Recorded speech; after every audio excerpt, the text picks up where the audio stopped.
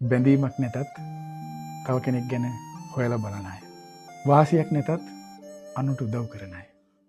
සැනසීමක් නැතත් දුකින් ඉන්න අයට සැනසීමක් දෙන අය.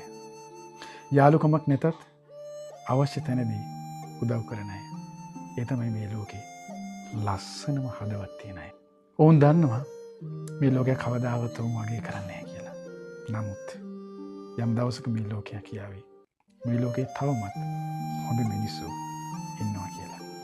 ඉතින් ඒ නිසා ඔබ මේ ලෝකෙන් යන්න කලින් ඔබේ හදවත ලස්සන මනුස්සකමින් පුරවගන්න. ගුණයෙන් පුරවගන්න.